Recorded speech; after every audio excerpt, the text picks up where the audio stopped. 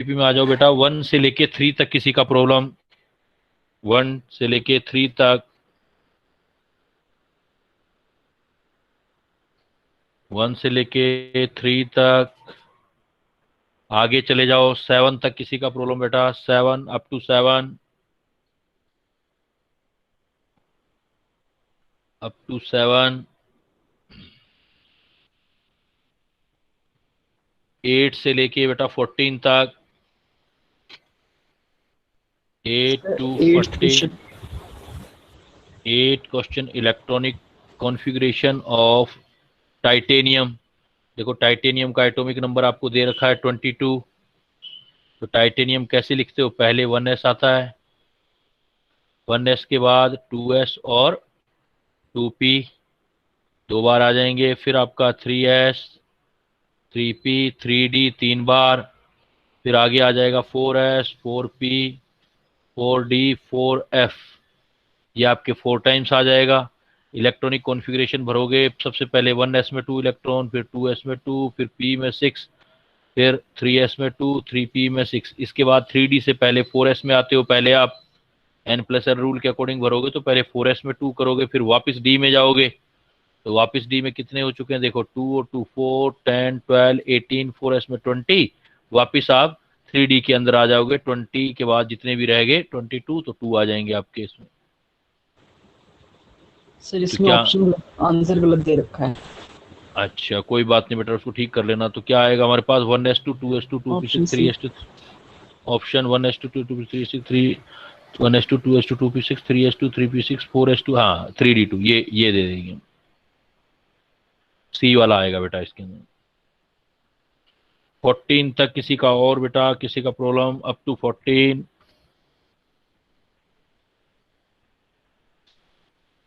Sir 14 question.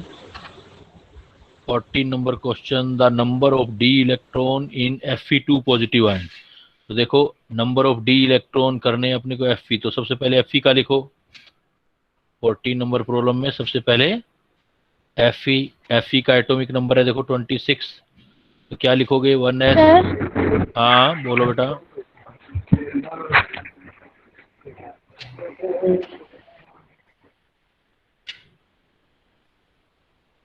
हाँ कुछ पूछ रहे थे बेटा, क्या पूछ रहे थे?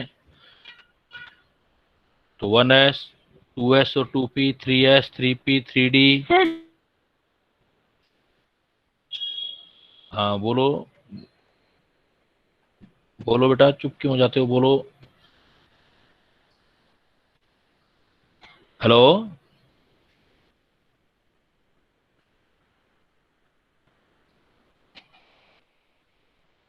1s, 2s, 2p, 3s, 3p, 3d। आवाज आ रही है बेटा मेरी? आप लोगों तक आवाज आ यस रही सर, है? Yes sir. Yes sir. 1s, 2s, 2p, फिर 3s, 3p, 3d, फिर 4 को 4 बार लिख दोगे देखो। 4s, 4p, 4, 4s, 4p, 4d, 4f। जितना जरूरत हो उतना उठाएंगे। देखो आयरन का एटॉमिक नंबर 26, 2, 2 4, 6 10, 12, 18। एस में पहले इलेक्ट्रॉन भरोगे 20, फिर इसके अंदर आगे 6। ये हो गया 3। सर Fe2 प्लस है। हाँ वो कोई बात नहीं, वो सब बता रहा हूँ मैं।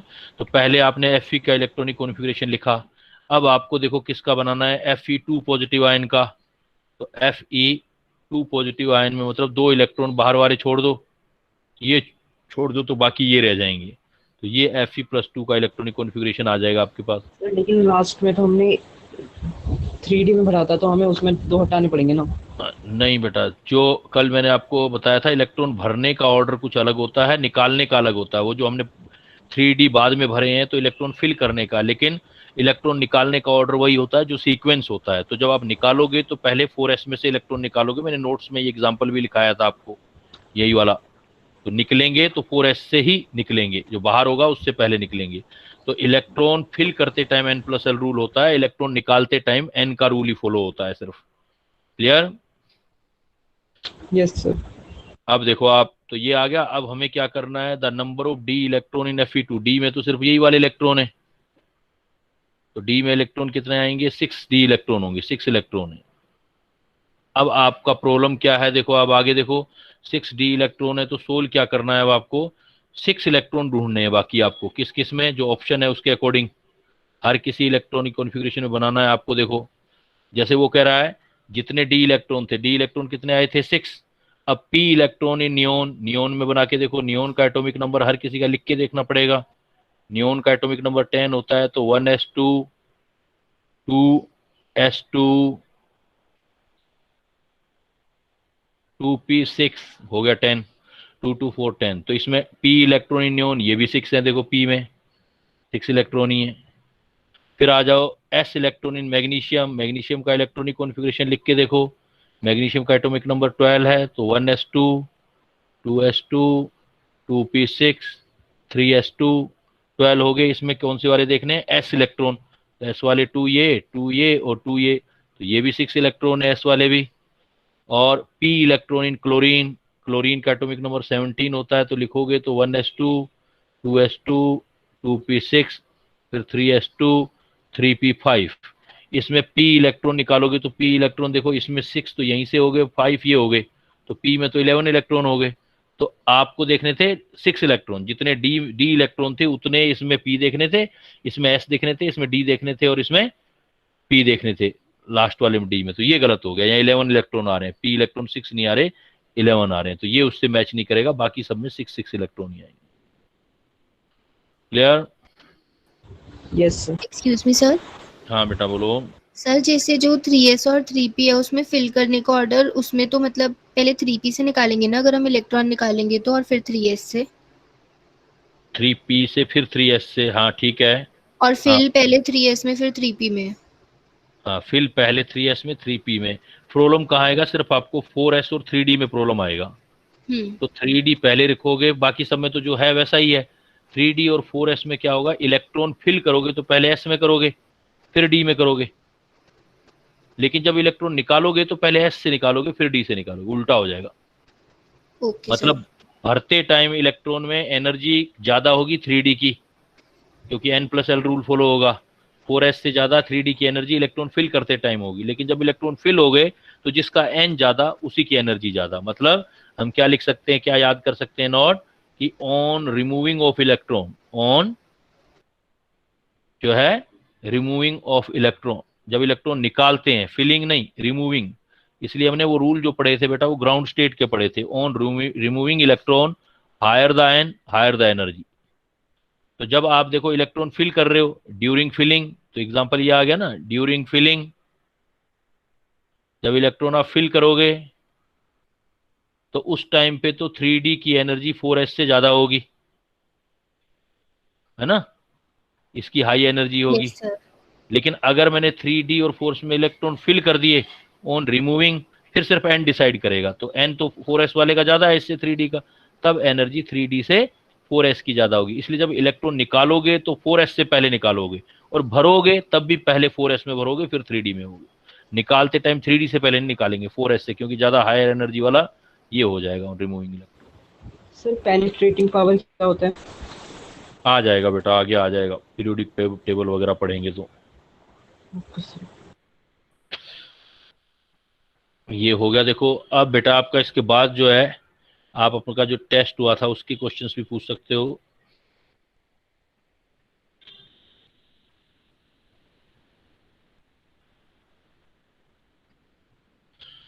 तो हमारे यहाँ से थे 41 से प्रॉब्लम थी आपकी। जो इस बार आपका टेस्ट हुआ था उसमें बॉटनी के क्वेश्चन नहीं आए थे, जो 11th का टेस्ट हुआ था बेटा, आए थे बॉटनी के क्वेश्चन? सर स्टार्टिंग में थे। स्टार्टिंग में। फिर जूलॉजी का था? Yes sir. सर अभी ये टेस्ट हमारा हुआ नहीं है कौन से वाला? सर, जो आप दिखा रहे हो अभी ये वाला। ये वाला टेस्ट तुम्हारा हुआ नहीं है, कब होना है? सर मंडे कल को। होना है। हाँ मंडे को, सॉरी। तो अभी जो आप मेरे को टेस्ट कौन सा कह रहे थे जो पिछली बार कह रहे थे?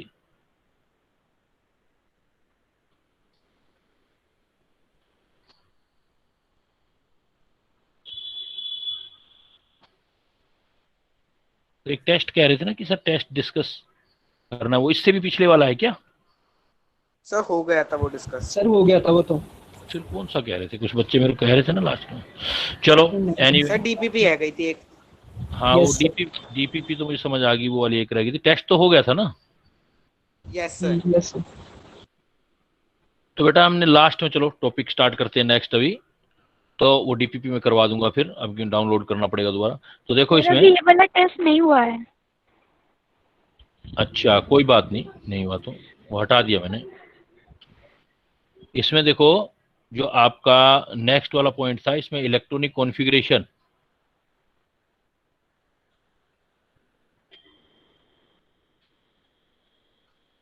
बना रहे थे हम लोग इलेक्ट्रॉनिक कॉन्फ़िगरेशन बना रहे थे।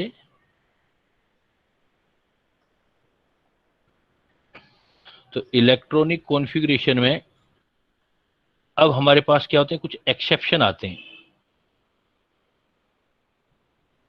एक्सेप्शन ऑफ बोज रूल, वो जो रूल पढ़े थे उस ऑफबो रूल्स के अकॉर्डिंग कुछ एक्सेप्शन आते हैं।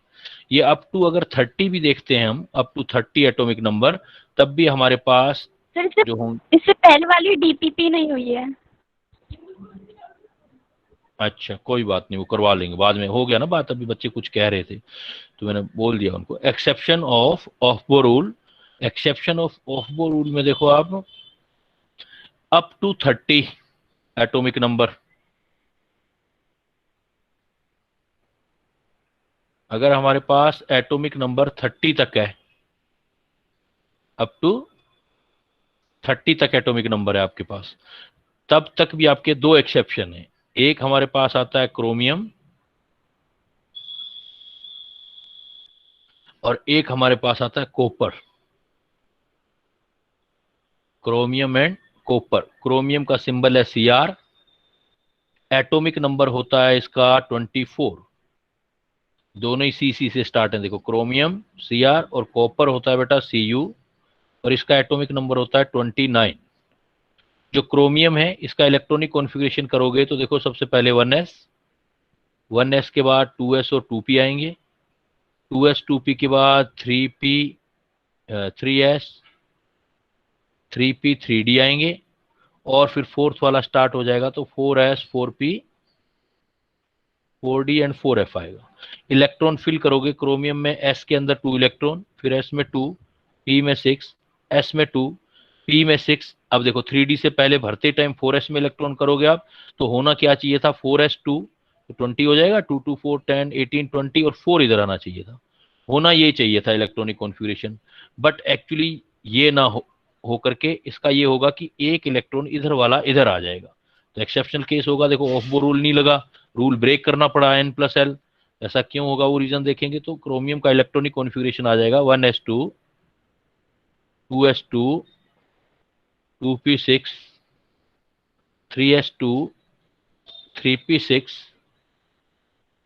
3d, 1 इलेक्ट्रॉन इधर आ जाएगा 3d1 और 4s1। तो ये जो होगा ये एक्सेप्शनल इलेक्ट्रॉनिक कॉन्फ़िगरेशन क्रोमियम का है। तो क्रोमियम में 3d5 4s1 आएगा, 3d5 4s1। पॉइंट आता है कि ये वाला इलेक्ट्रॉनिक कॉन्फ़िगरेशन इसका क्यों आया, क्या रीजन हुआ इसका, इसको हमने क्यों बनाया। इसका एक रीजन और होता है, कोई भी सिस्टम जो होता है, any system need to go up to the stability. तो एक्चुअली क्या है कि जो डी ऑर्बिटल है उसकी मैक्सिमम कैपेसिटी 10 की होती है और हाफ कैपेसिटी d5 की। अगर इलेक्ट्रॉनिक कॉन्फ़िगरेशन फिल करूं मैं, तो यहां से देखो यहां तक ये 18 मतलब आर्गन तक का इलेक्ट्रॉनिक कॉन्फ़िगरेशन है, तो मैं 18 आर्गन लिख के छोड़ दूंगा इसको, 18 यहां तक। इसके बाद 3d5 आ गया और 4s1 आ गया। तो अब 3d5 जो है इसको मैं ऐसे ओपन कर सकता हूं कि जो 3d ऑर्बिटल है वो एक्चुअल में डी जनरेट 5d ऑर्बिटल है, 5 4 डी जनरेसी है, और 4s जो है उसमें 1 है। अब इसकी मैक्सिमम कैपेसिटी 2 इलेक्ट्रॉन की थी लेकिन हाफ कैपेसिटी 1 की है, इसकी मैक्सिमम कैपेसिटी 10 की थी लेकिन हाफ जो है वो 5 का आ गया। तो सब इक्वल एनर्जी, सब में एक एक इलेक्ट्रॉन, तो ये जो होगा हाफ फील्ड डी ऑर्बिटल हो गया, और ये भी हाफ फील्ड एस ऑर्बिटल हो गया। Half field D orbitals, half field S orbital. जो हाफ फील्ड सिचुएशन होती है, सब में एक एक इलेक्ट्रॉन आ जाए, या फुल फील्ड सिचुएशन होती है, वो स्टेबल होती हैं। तो इसका जो D5 केस है, इट मींस इसका आंसर क्या होगा, रीजन क्या देंगे हम, इस केस का हम रीजन देंगे कि भाई ये स्टेबल क्यों हुआ, क्यों इसने रूल ब्रेक किया ये। तो रीजन बोलेंगे हम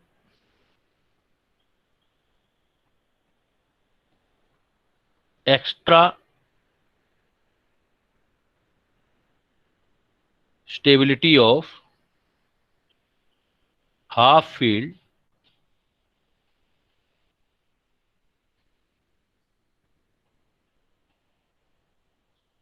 D5 एंड S1 ऑर्बिटल। इसमें एक्स्ट्रा स्टेबिलिटी आ गई, एक इलेक्ट्रॉन इधर जाने से ये भी स्टेबल हो गया, ये भी स्टेबल हो गया। अगर पास में ऐसी प्रोबेबिलिटी होती है कि एक्स्ट्रा स्टेबिलिटी बन सकता है, देन हम कह सकते हैं कि इलेक्ट्रॉन जा सकता है। इसीलिए Aufbau rule, so that it is the exception of Aufbau rule. Actually it break the Aufbau rule due to the extra stability of half filled D5 and S1 orbital. और ये एक्स्ट्रा स्टेबल क्यों है half filled, इसका reason extra stability of D5 due to symmetrical distribution of electron. अगर इलेक्ट्रॉनों का symmetrical distribution है, जैसे 5d ऑर्बिटल इक्वल एनर्जी के हैं, तो 5 के पास एक एक इलेक्ट्रॉन आ गया। s ऑर्बिटल 1 कह दो, 2 कह दो, 2 होता तो और ज्यादा एक्स्ट्रा स्टेबल हो जाता। फुल फील्ड और ज्यादा स्टेबल होते हैं, और हाफ फील्ड जो होते हैं बाकियों से ज्यादा स्टेबल होते हैं, लेकिन फुल फील्ड से कम स्टेबल होते हैं। तो आप ये बोलोगे कि क्रोमियम का इलेक्ट्रॉनिक कॉन्फ़िगरेशन 3d4 4s2 नहीं लिखेंगे हम, उसकी इंस्टेड ऑफ दिस क्या लिखेंगे हम, 3d5 4s1, 1 इलेक्ट्रॉन इधर चला जाएगा। ऐसा क्यों चला गया, क्योंकि ये भी हाफ फील्ड हो गया, ये भी हाफ फील्ड हो गया। और जो हाफ फील्ड कॉन्फ़िगरेशन होते हैं वो एक्स्ट्रा स्टेबल होते हैं, इसलिए स्टेबिलिटी बढ़ जाएगी। एक्स्ट्रा स्टेबल होने का रीजन क्या है कि इससे सिमेट्रिकल डिस्ट्रीब्यूशन ऑफ इलेक्ट्रॉन हो जाता है। और सिमेट्रिकल डिस्ट्रीब्यूशन ऑफ इलेक्ट्रॉन हो जाता है तो एक एक्स्ट्रा नॉलेज में आप ये बात भी लिख सकते हो कि सिमेट्रिकल डिस्ट्रीब्यूशन ऑफ इलेक्ट्रॉन हो जाने से क्या होता है, इससे एक्सचेंज एनर्जी इंक्रीज हो जाती है, जो एक्स्ट्रा स्टेबिलिटी प्रोवाइड करती है। Note,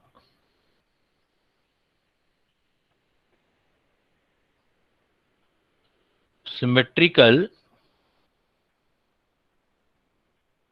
distribution of electron provide high exchange energy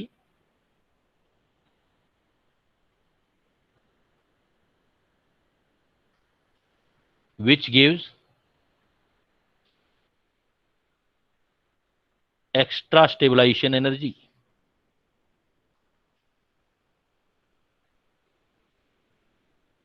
मतलब स्टेबिलिटी, एक्स्ट्रा स्टेबिलिटी। तो देखो आप बोलोगे हाफ फील्ड या फुल फील्ड होते हैं वो एक्स्ट्रा स्टेबल होते हैं। क्यों स्टेबल होते हैं, बिकॉज वो सिमेट्रिकल डिस्ट्रीब्यूशन ऑफ इलेक्ट्रॉन आता है। अगर इससे भी आगे क्वेश्चन पूछ ले भाई सिमेट्रिकल डिस्ट्रीब्यूशन आ जाने से क्या एक्स्ट्रा स्टेबिलिटी आ गई, तो एक कैलकुलेशन करके आप एनर्जी निकाल सकते हो। इससे जो एनर्जी आती है वो एक्स्ट्रा स्टेबल एनर्जी आती है, एक्स्ट्रा स्टेबिलिटी होता है। तो हम स्टेबलाइजेशन एनर्जी निकालने का एक फार्मूला यूज कर सकते हैं, stabilization energy is equal to exchange energy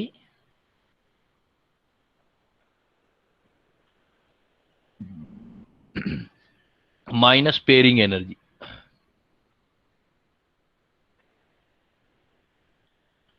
stabilization energy को SE से लिखेंगे हम। एक्सचेंज एनर्जी जो निकाली जाती है वो निकाली जाती है, मान लो पर एक्सचेंज की एनर्जी कुछ भी है, जैसे NK माइनस पाई एक्स।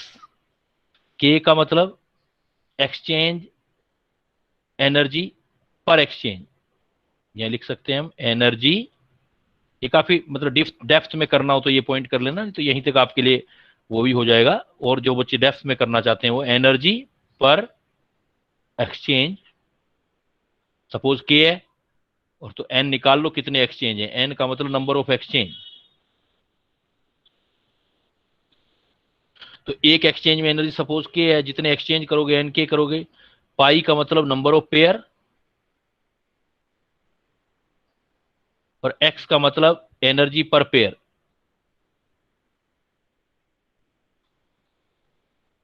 इस बात को अपने समझते हैं उसी एग्जांपल से, ऊपर वाले केस से, कि ऊपर वाले केस में हमने देखो ये लिखा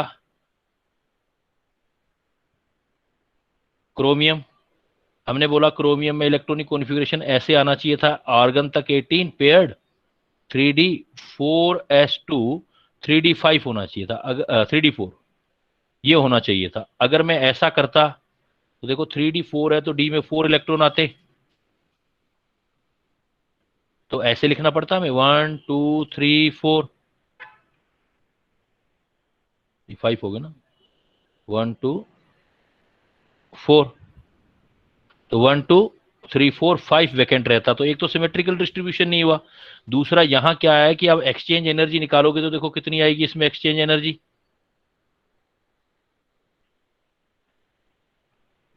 एक्सचेंज एनर्जी पर एक्सचेंज सपोज की है तो एक्सचेंज एनर्जी होगी एन के, और n is equal to n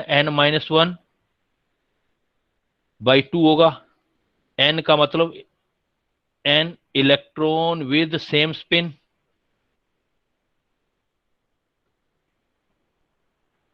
अगर ऐसे करूंगा तो स्पिन देखो सेम स्पिन में 1 2 3 4, 4 इंटू 3/2 के, मतलब कितना आ गया 6 के आ गई एनर्जी ऐसे वाले इलेक्ट्रॉन के लिए, ऐसे 4 इलेक्ट्रॉन की 6 के एक्सचेंज एनर्जी है। लेकिन अगर मैं आर्गन वाला, इसलिए हम इलेक्ट्रॉनिक कॉन्फ़िगरेशन ये गलत कह रहे हैं, इसकी बजाय इलेक्ट्रॉनिक कॉन्फ़िगरेशन क्या देते हैं हम, आर्गन तक 18 देन 3d5 4s का एक इलेक्ट्रॉन जंप करके इधर आ जाए 5 हो जाए, तो इससे क्या हो गया देखो सिमेट्रिकल हो गया इलेक्ट्रॉनों का कॉन्फ़िगरेशन 1 2 3 4 5। और एक्सचेंज एनर्जी निकालूंगा, एक्सचेंज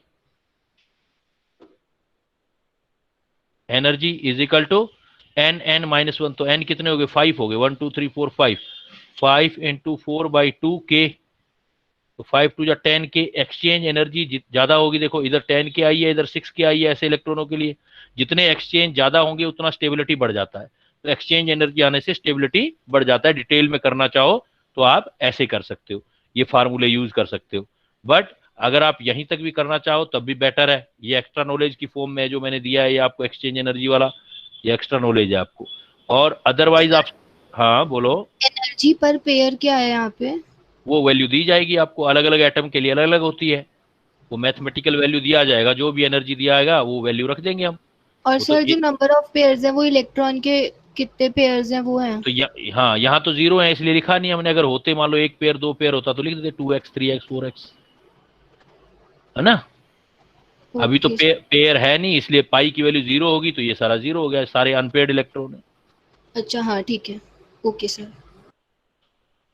अब देखो आपको अल्टीमेटली क्या चलना था, जो हमारी मेन पॉइंट पे आपको आपने को आना है, बेसिक फंडामेंटल तो ये है कि जो क्रोमियम का इलेक्ट्रॉनिक कॉन्फ़िगरेशन है वो ऑफ-बो रूल का एक्सेप्शन है। एक्सेप्शन क्या है कि हिसाब से तो आना चाहिए था, ऊपर आपने देखा कि हिसाब से आपको क्या लिखना चाहिए था कि भाई 3d4 और 4s2 ये इलेक्ट्रॉनिक कॉन्फ़िगरेशन कहना चाहिए था, लेकिन प्रैक्टिकल रिजल्ट फेवर कर रहे हैं कि 3d4 4s2 नहीं है, 3d5 4s1 है। 3d5 4s1 एक्चुअल में आ रहा है, तो इसका एक्सप्लेनेशन जो दिया है वो दिया है एक्चुअली 1 इलेक्ट्रॉन इधर चला जाता है, इससे ये हाफ फील्ड ये भी हो जाता है, हाफ फील्ड ये भी हो जाता है। हाफ फील्ड मतलब सिमेट्रिकल डिस्ट्रीब्यूशन इलेक्ट्रॉनों का हो जाता है, तो हाफ फील्ड जो होते हैं हमेशा ज्यादा स्टेबल होते हैं, तो अपनी स्टेबिलिटी को अटेन करने के लिए अपना एक इलेक्ट्रॉन इधर भेज देता है। हाफ फील्ड क्यों होते हैं, क्योंकि सिमेट्रिकल डिस्ट्रीब्यूशन इलेक्ट्रॉन होता है। सेम चीज वो कहता है आप कॉपर में भी ऑब्जर्व कर सकते हो, देखो बेटा same thing you can observe in case of copper. Copper का एटॉमिक नंबर है 29, 29 है तो लिखना क्या चाहिए 1s2 2s2 2p6 3s2 3p6, 3d से पहले 4s में 2 इलेक्ट्रॉन, तो ये हो जाएगा 2 2 4 10 12 18 20 और d में 9। तो यहां तक तो ठीक है, ये आर्गन वाला 18 इलेक्ट्रॉन है तो ऐसे लिख सकते थे आर्गन तक 18 और 3d9 4s2 होना चाहिए था, बट ये भी नहीं होता, ऐसा नहीं होता, इसका भी एक इलेक्ट्रॉन जंप होकर इधर आ जाता है। उसका रीजन क्या होगा कि आर्गन तक जो 18 आप इलेक्ट्रॉन इधर रखोगे तो 3d9 की बजाय 3d10 हो जाएगा, 4s1 हो जाएगा, तो इससे क्या है ये हाफ फील्ड हो जाएगा, ये भी एक्स्ट्रा स्टेबल, ये भी बोलोगे एक्स्ट्रा स्टेबल हाफ फील्ड, और ये देखो फुल फील्ड हो गया, ये भी extra stable more extra stable. More extra stable, क्या फुलफिल्ड ऑर्बिटल। सर हाँ बोलो। सर ये जो फुलफिल्ड है वो मोर एक्स्ट्रा स्टेबल कैसे है? वो D5 से भी ज्यादा स्टेबल हो जाएगा, D5 से भी D10 जो होगा ज्यादा स्टेबल हो जाएगा, क्योंकि ये हाफ फील्ड है, सिमेट्रिकल डिस्ट्रीब्यूशन है, ये फुल फील्ड है, और इवन इलेक्ट्रॉन जो हैं हर एक में एक दूसरे का स्पिन भी कैंसिल कर रहे हैं, तो इसलिए फुल है तो ये D5 से D10 मोर स्टेबल होगा। सर लेकिन इसकी स्पिन मल्टीप्लिसिटी तो कम आएगी ना बहुत ज्यादा। हाँ तो उसी से तो स्टेबिलिटी आती है ना। वो तो तब होता था जो हुंस रूल में, मान लो 2 इलेक्ट्रॉन है, 2 इलेक्ट्रॉन हम ऐसे रखें या ऐसे रखें, वो केस अलग हुआ। ये तो ये हुआ कि एक इलेक्ट्रॉन चल के इधर कोई फुल फिल्ड हो गया, सारे इलेक्ट्रॉन फिल हो गए, तो अब स्टेबिलिटी को अटेन कर गया, अब इसका इलेक्ट्रॉन पार्टिसिपेशन नहीं करेगा। अब वो इन दोनों के बीच में कंपैरिजन था, इसमें और इसमें हम कह रहे थे। ये तो इलेक्ट्रॉन, अगर कहने का मतलब अगर हमारे पास 5d ऑर्बिटल है, वो हाफ फील्ड है, और यहाँ 4 में फील्ड है, 4 फील्ड से ज्यादा स्टेबल 5 इलेक्ट्रॉन वाला D5 स्टेबल हो जाएगा, D5 से भी ज्यादा स्टेबल D10 हो जाएगा।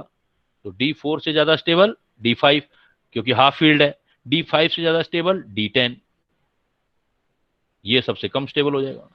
इधर आप स्टेबिलिटी बता सकते हैं।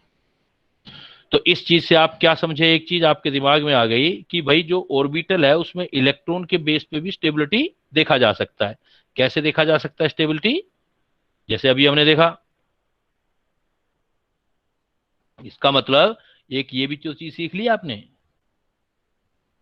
इसका मतलब S2 P6 D10 F14 ये सब क्या है? फुलफिल्ड ऑर्बिटल है।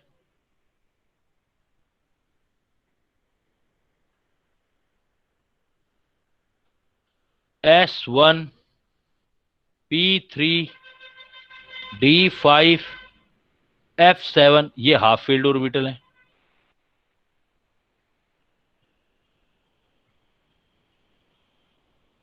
ये सब जो होते हैं स्टेबल होते हैं, इवन एक्स्ट्रा स्टेबल होते हैं। ये एक्स्ट्रा स्टेबल कॉन्फ़िगरेशन है, किससे? अपने दूसरे वालों से। जैसे जैसे P6 है, P4 लिख दूं तो P4 से P3 भी स्टेबल है, P6 भी स्टेबल है, लेकिन फिर क्या है कि हाफ फील्ड वालों से ये ज्यादा स्टेबल होंगे, ये मोर स्टेबल, इनके कंपैरिजन में ये लेस स्टेबल। तो सभी कॉन्फ़िगरेशन से हाफ फील्ड और फुल फील्ड ज्यादा स्टेबल होते हैं, और हाफ फील्ड और फुल फील्ड में हाफ फील्ड से फुल फील्ड ज्यादा स्टेबल होते हैं। क्लियर?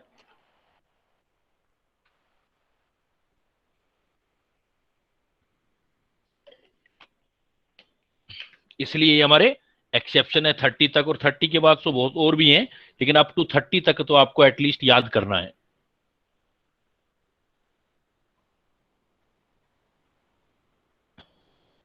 तो ये बेटा आपका जो है इलेक्ट्रॉनिक कॉन्फ़िगरेशन एटॉमिक स्ट्रक्चर में है। इसके बाद मैं आपको कुछ एक्स्ट्रा और पॉइंट बता देता हूं इस चैप्टर में। Some other important point, some other important point में देखो, एक आपका पॉइंट आएगा, आपको कैलकुलेट करना है वैलेंस इलेक्ट्रॉन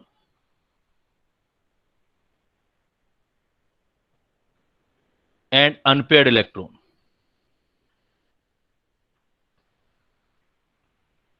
एक वर्ड होता है वैलेंस इलेक्ट्रॉन, एक होता है अनपेयर्ड इलेक्ट्रॉन। वैलेंस इलेक्ट्रॉन का मतलब होता है electron in outermost shell.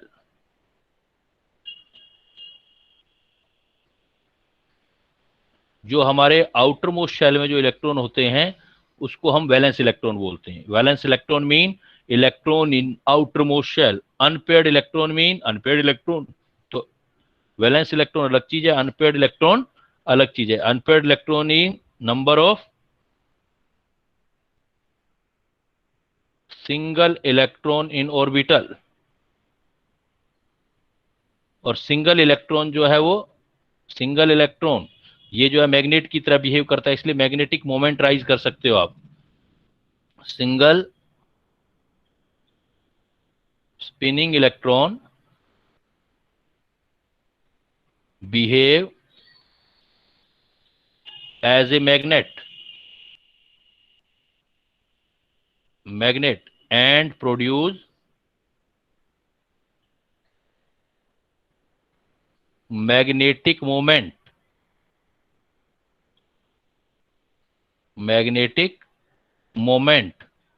और मैग्नेटिक मोमेंट को हम लिखेंगे, ये फिर एक इंपॉर्टेंट क्वेश्चन बन जाएगा। मैग्नेटिक मोमेंट जो बनेगा आपका, उसको हम म्यू से लिखेंगे, म्यू, और म्यू इज इक्वल टू जो आएगा उसका फार्मूला होगा √n+2 बोहर मैग्नेटोन यूनिट है इसका BM। यहां पर जो n है, n का मतलब है नंबर, ये n जो है ये क्वांटम नंबर नहीं है बेटा आपकी बार n, यहां पर जो n आएगा इस n का मतलब है नंबर ऑफ अनपेयर्ड इलेक्ट्रॉन, और जिसमें नंबर ऑफ अनपेयर्ड इलेक्ट्रॉन आ जाएंगे उस मटेरियल को बोलेंगे पैरामैग्नेटिक। चलो पहले इतना क्लियर करते हैं, फिर आगे बताता हूं मैं आपको। तो देखो इसमें क्या हुआ, जैसे एग्जांपल है आपके पास नाइट्रोजन का एटॉमिक नंबर है बेटा 7, तो इलेक्ट्रॉनिक कॉन्फ़िगरेशन लिखोगे 1s2 2s2 2p3। अब आपको ये देखना है कि इसमें वैलेंस इलेक्ट्रॉन कितना होगा, how many valence electron in nitrogen. तो वैलेंस मतलब आउटर मोस्ट शेल, पूरा शेल चेक करना है आपको। तो आउटर मोस्ट शेल नंबर 2 है, देखो ये आउटर मोस्ट शेल ये आ गया, यहां से लेके यहां तक ये आपका बन गया आउटर मोस्ट शेल। तो आउटर मोस्ट शेल में जितने नंबर ऑफ इलेक्ट्रॉन होगा वो वैलेंस इलेक्ट्रॉन है, तो इसका वो आ जाएंगे 5, 2 + 3 वैलेंस इलेक्ट्रॉन। नाइट्रोजन में कोई पूछेगा तो आंसर दोगे 5।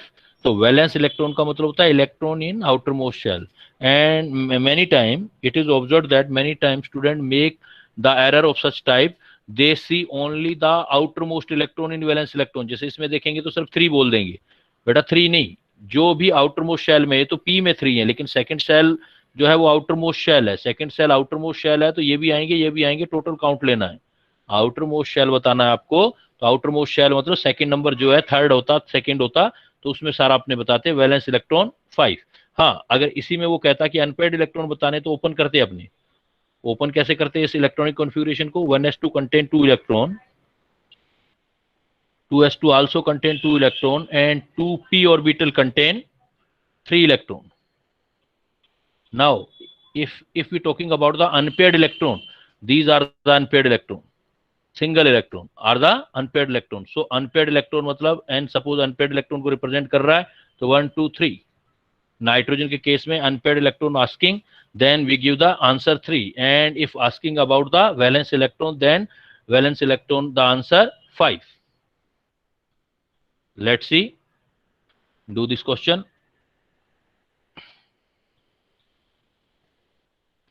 Suppose I give this question, how many valence electron and unpaired electron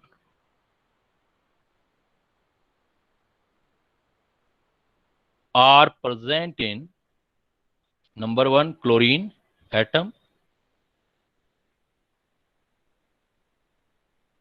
and number 2 iron atom. Calculate करो बेटा, बना के देखो क्या आ रहा है answer. How many valence electron and unpaired electron are present in chlorine atom and iron atom, क्या आंसर निकालोगे।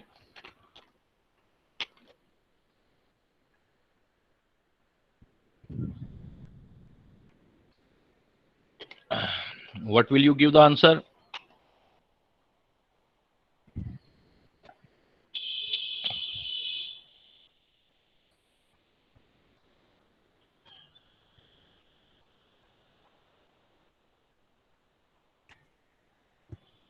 सर वैलेंस इलेक्ट्रॉन्स तो 7 होंगे और unpaired electron 1। Valence Yes, sir. Electron Valence 7, 7, unpaired 1. Okay, yes sir, यही आ रहा है। यही आ रहा है। Late check. देखो क्लोरीन एटम में क्लोरीन का एटॉमिक नंबर 17 है। देन यू राइट यही द आ रहा था। Electronic configuration 1s2 2s2 2p6 3s2 3p, total 17 है ना क्लोरीन का। 2 into 4 10 12, तो ये 5 आ जाएगा। अब अगर वैलेंस कहेगा तो वैलेंस तो ये डी भी लिख दिया करो, लेकिन डी में कोई इलेक्ट्रॉन नहीं आया, थर्ड शेल ये स्टार्ट हो गया। जब ये थर्ड शेल स्टार्ट हो जाएगा तो ये पूरा का पूरा शेल है। शेल में वैलेंस इलेक्ट्रॉन आ गए, तो वैलेंस इलेक्ट्रॉन तो हो गए 7। अब we need to solve the या to see the unpaired electron. तो ओपन करो स्ट्रक्चर को। जब आप इसके इलेक्ट्रॉनिक कॉन्फ़िगरेशन को ओपन करेंगे, देन आपका देखो इधर तो सब पेयरिंग चलती जा रही है। I1 में बैलेंस तो 3s2 आ गया, 3p, p3 होता है 1 2 3 4 5, तो अनपेड इलेक्ट्रॉन तो एक ही रह गया सिर्फ। तो बेटा तुम्हारा आंसर बिल्कुल पहले का ठीक था। आयरन का बताओ। अब आयरन का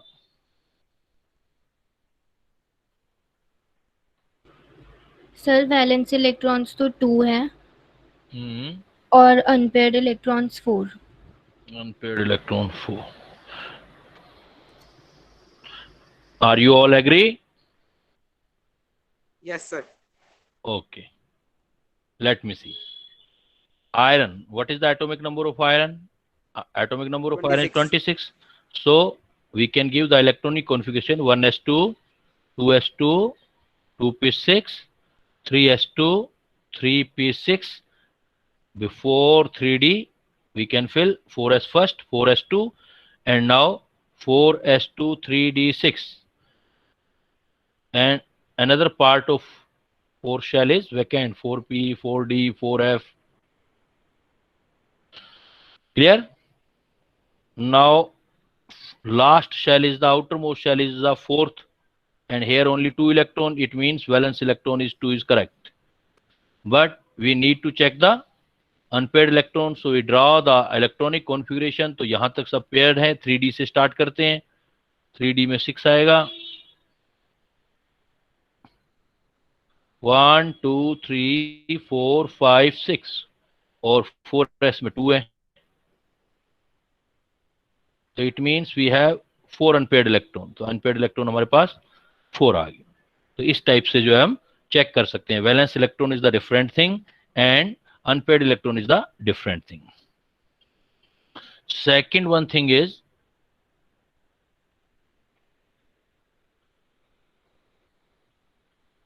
diamagnetic species and paramagnetic species.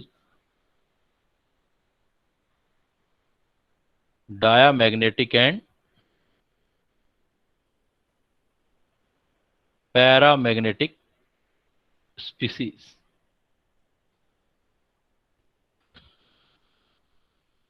Diamagnetic कौन सी है? जिसमें all electrons are paired. All electrons are paired. जिसमें सारे इलेक्ट्रॉन पेयर्स होते हैं, तो एक दूसरे इलेक्ट्रॉन को वो कैंसिल आउट कर देंगे। ऑल इलेक्ट्रॉन्स आर पेयर्ड, और ऑल इलेक्ट्रॉन्स आर पेयर्ड होंगे तो इसके अंदर मैग्नेटिज्म नहीं आएगा। ये जो होगा slightly repel in applied external magnetic field.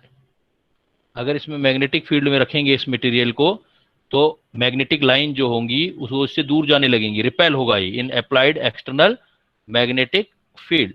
Applied जब मैग्नेटिक फील्ड होता है तो इसलिए स्लाइटली इसके वेट में, अगर फिजिकली ऑब्जर्व करना चाहें अपने, तो स्लाइटली डायमेग्नेटिक सब्सटेंस का पता कैसे लगेगा हमें physically? How can we check the diamagnetism और paramagnetism? We can check the weight of substance. अगर वेट पहले के कंपैरिजन में मैग्नेटिक फील्ड में कम हो जाता है तो स्लाइटली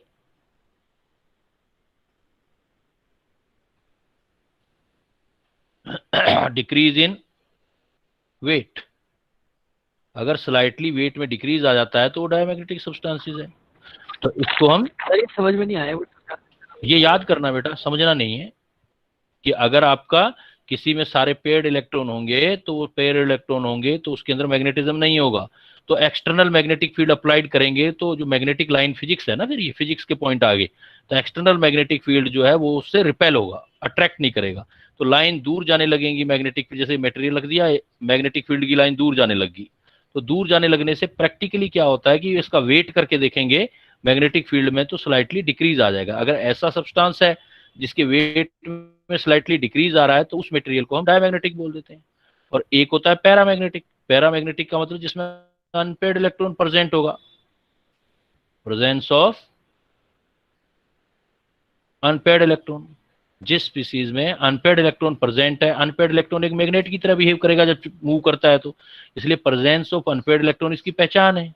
और presence of electric unpaired electron आएगा तो ये अट्रैक्ट होगा मैग्नेटिक फील्ड से, तो slightly attract toward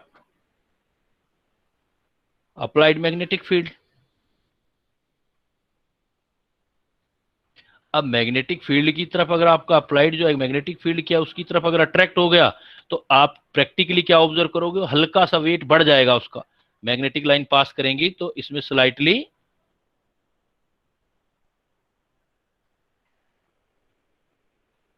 increase in wait. तो सिंपल सी बात है कि जिस सब्सटेंस में अनपेयर्ड इलेक्ट्रॉन होंगे उसको आप पैरामैग्नेटिक बोलोगे, जिसमें अनपेयर्ड इलेक्ट्रॉन होगा वो पैरामैग्नेटिक होगा, जिसमें अनपेयर्ड सारे पेयर्ड होंगे वो पैरामैग्नेटिक नहीं बोलेंगे, उसको हम डायमैग्नेटिक सब्सटेंस बोलेंगे। फिर वो एटम हो, आयन हो, कोई भी चीज हो सकता है। और पैरामैग्नेटिज्म निकाल भी सकते हो, अभी ऊपर फार्मूला दिया था मैंने। जैसे मैं आपसे एक क्वेश्चन करूं, सपोज मेरे पास एक स्पीसीज है Fe+3 आयन, ये स्पीसीज है, और एक स्पीसीज है मेरे पास Ni+2, Fe+3 ion, Ni+2 ion है। मुझे ये पता करना है कि ये पैरामैग्नेटिक है या मैं ऐसे ही कह दूं आपको, एक Fe है, एक Ni है, एक फेरस एटम है, एक निकल एटम है। तो फेरस का इलेक्ट्रॉनिक कॉन्फ़िगरेशन करोगे तो फेरस का एटॉमिक नंबर 26। अगर 26 है इलेक्ट्रॉनिक कॉन्फ़िगरेशन लिखोगे तो 1s2, 2s2, 2p6, 3s2, 3p6, 3d से पहले 4s में इलेक्ट्रॉन करोगे 4s2, 3d6। तो ये तो सारे पेयर्ड हैं ही, 4s2 भी पेयर्ड आ गया। तो फेरस में 3d6 के बारे में सोचोगे आप, अभी आपने लिखा भी था, जब 3d6 है तो 3d6 इलेक्ट्रॉन फिल करोगे तो ऐसे फिल होंगे 3d6,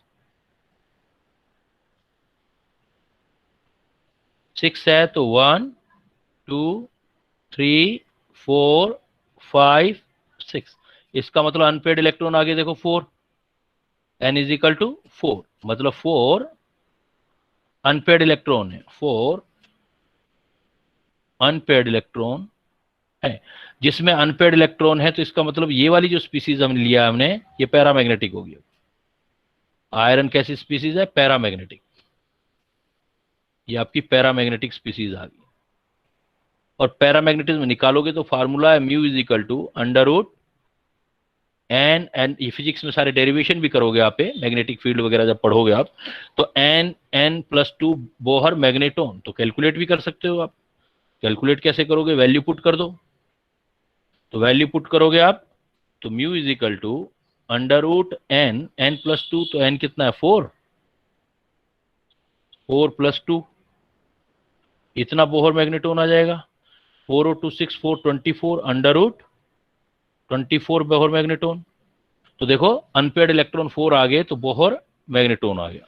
अगर मैं अब निकिल की बात करूं, देखो निकिल का एटॉमिक नंबर तो 28 होता है, तो आर्गन तक 18 इलेक्ट्रॉनिक कॉन्फ़िगरेशन आ गया। इसके बाद 3d आएगा, 3d से पहले 4s में इलेक्ट्रॉन फिल करोगे तो 18 और 2 20, और ये आ गया 8। और इसकी वजह मैं ऐसे ले लेता हूं ना, ऐसा एग्जांपल तो ले लिया आपने, जिंक ले लेते हैं सपोज। जिंक का एटॉमिक नंबर होता है 30, तो वो 4s2 3d 10 आ गया। तो 3d 10 हो गया तो ऑल पेयर्ड इलेक्ट्रॉन आगे देखो,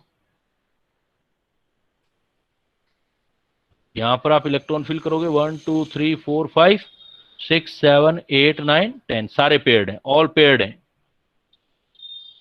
ऑल पेयर्ड इलेक्ट्रॉन है तो म्यू की वैल्यू 0 होगी, कोई भी अनपेयर्ड इलेक्ट्रॉन नहीं होगा, 0 आएगा यहाँ। तो ये 0 हो गया तो ऐसी स्पीसीज को हम डायमैग्नेटिक बोलेंगे। इसका मतलब जिंक क्या हो गया, डायमैग्नेटिक। मतलब जिसमें बेटा अनपेयर्ड इलेक्ट्रॉन कॉन्फ़िगरेशन बनाते टाइम दिख रहे हो वो पैरामैग्नेटिक, जिसमें अनपेयर्ड इलेक्ट्रॉन नहीं आ रहे हो वो डायमैग्नेटिक। और अनपेयर्ड इलेक्ट्रॉन में भी आप कंपेयर कर सकते हो, जितने अनपेयर्ड इलेक्ट्रॉन ज्यादा होंगे उतना पैरामैग्नेटिज्म ज्यादा होगा, वो कैलकुलेट कर सकते हो। इसके लिए फिर मैं आपको एक नॉलेज क्लाउड देता हूं, देखो क्वेश्चन देखते ही ट्रिक कैसे सोल्व करें। नॉलेज क्लाउड, अगर डी केस है, डी में इलेक्ट्रॉन है, डी में, और अनपेयर्ड इलेक्ट्रॉन है एन, एन यहां पर अनपेयर्ड इलेक्ट्रॉन। अगर कभी भी डी में 1 अनपेयर्ड इलेक्ट्रॉन है तो बेटा आंसर आपका जो म्यू आएगा वो 1 पॉइंट समथिंग आएगा, 1 पॉइंट समथिंग, फिर कितना भी हो लेकिन 1 पॉइंट समथिंग होगा। 2 होगा तो म्यू की वैल्यू 2 पॉइंट समथिंग आएगी। याद करने का आसान सा तरीका, जैसे देखो 3 होगा तो म्यू की वैल्यू क्या आएगी, 3 पॉइंट समथिंग। 4 होगा, जैसे अभी निकाला भी था आपने 4, आप अगर D4 केस लेते हो, D4, तो एग्जाम में म्यू निकालना हो, म्यू मतलब इसको म्यू बोलते हैं, मैग्नेटिक मोमेंट निकालना हो तो 4 पॉइंट समथिंग होगा।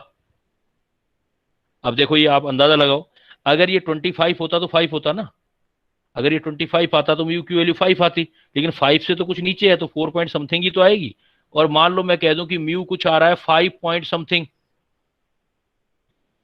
5 पॉइंट समथिंग, इसका मतलब D5 ही आएगा। तो डी केस में अनपेयर्ड इलेक्ट्रॉन निकालने हो तो ऐसे निकाल सकते हो आप। डी वाले केस के अंदर डी में अगर अनपेयर्ड इलेक्ट्रॉन 1 तो 1 पॉइंट समथिंग आएगा, 2 है तो 2 पॉइंट समथिंग आएगा, 3 है तो 3 पॉइंट समथिंग आएगा, 4 है तो 4 पॉइंट, 5 है तो 5।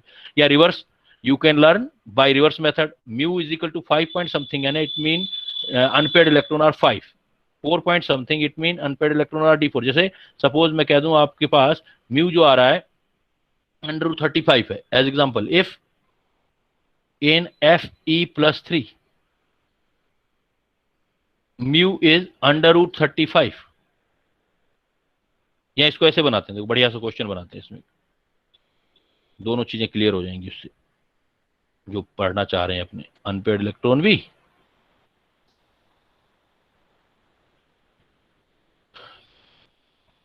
हम प्रॉब्लम लिखते हैं, if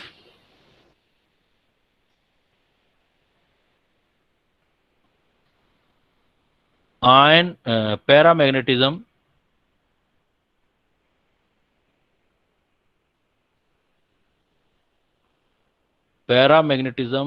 of ion of iron atom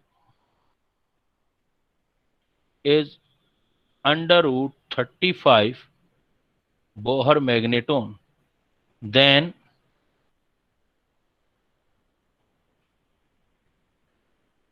how many unpaired electron in one species and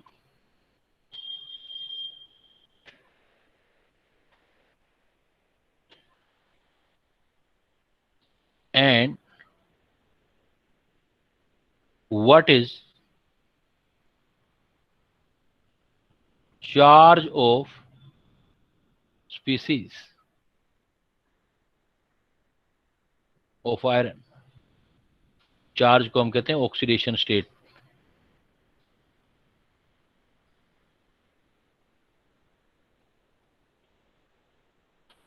देखो अब इस प्रॉब्लम को देखो आप,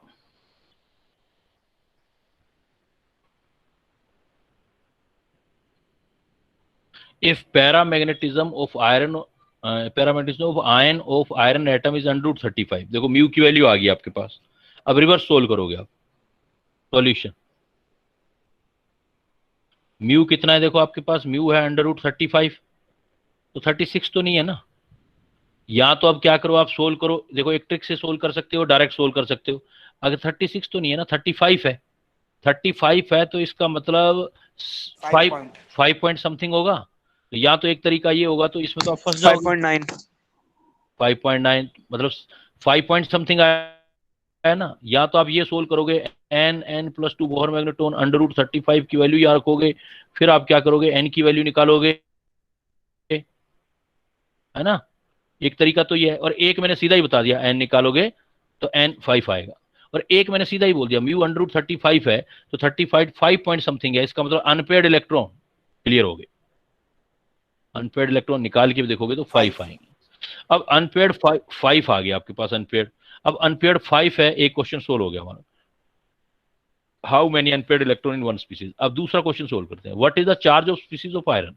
अब फिर रिवर्स चलते हैं, सपोज आयरन है, आयरन का एटॉमिक नंबर है Fe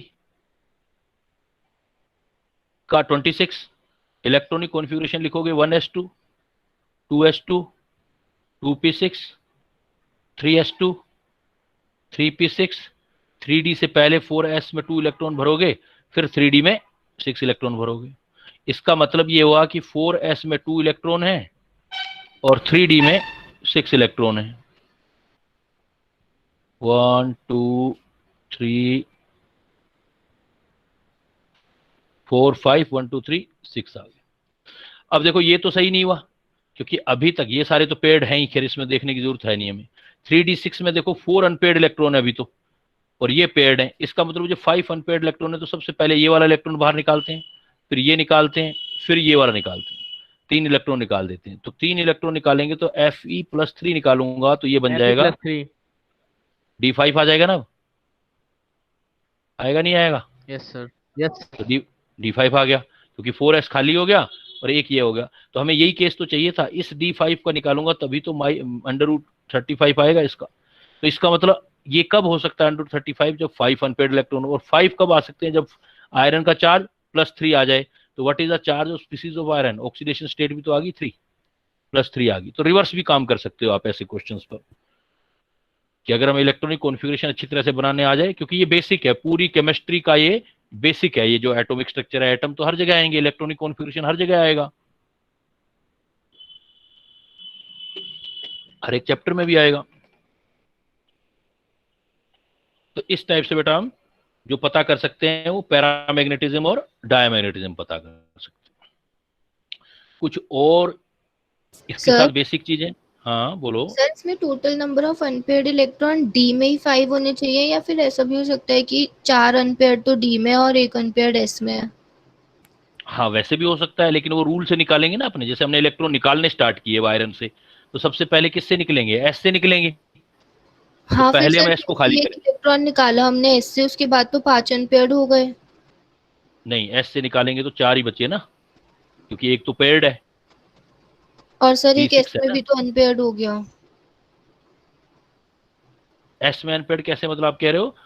मतलब एस में 2 इलेक्ट्रॉन थे, अच्छा मैं हमने एस समझ से एक गया, निकाल दिया। हाँ हाँ हाँ हाँ, वो निकाले, हाँ वो क्या होने चाहिए, एक ही टाइप के ऑर्बिटल में होने चाहिए जो सारे अनपेयर्ड इलेक्ट्रॉन है ना, क्योंकि ये जो रूल लिखाया था, ये जो D1 D2 3, ये सिर्फ डी के लिए बताया है मैंने, जो ये पॉइंट समथिंग बताया था ना, ये डी वालों के लिए, डी के अंदर निकालने हैं आपने। मतलब ये फार्मूला जो लगाना है आपने, ये फार्मूला एक जैसे ऑर्बिटल के लिए निकालना है। अगर मैं यहां से एक इलेक्ट्रॉन निकाल देता Fe से सपोज, तो Fe से एक निकालता, अनपेयर्ड इलेक्ट्रॉन तो 5 हो जाते तब भी, क्योंकि एक S में हो जाता, 4 इधर हो जाते, लेकिन वो अनपेयर्ड इलेक्ट्रॉन काउंट हो सकते थे, लेकिन ये फार्मूला नहीं लग सकता था, क्योंकि ये फार्मूला जो लगाया है मैंने इधर देखो, ये इसके लिए बताया आपको, डी वालों के लिए। ये जो mu is equal to under root वाला है, ये अनपेयर्ड इलेक्ट्रॉन डी वाले के लिए होता है, ये देखो डी एन, सर ये वाला जो फार्मूला अंदर रूट में n × n+2 बोर मैग्नेटन है, वो सिर्फ एक ही तरह के ऑर्बिटल के लिए लगेगा? हाँ वो डी, या आगे चल के बताऊंगा एफ, या डी और एफ वालों के लिए होता है वो। अच्छा, मतलब अगर डी और एस में है तो एक साथ मिला के वो फॉर्मूला नहीं लगाना? नहीं लगाना, एस में अप्लाई नहीं करना इसको। और सर अगर डी एक और एस में अगर हो तो?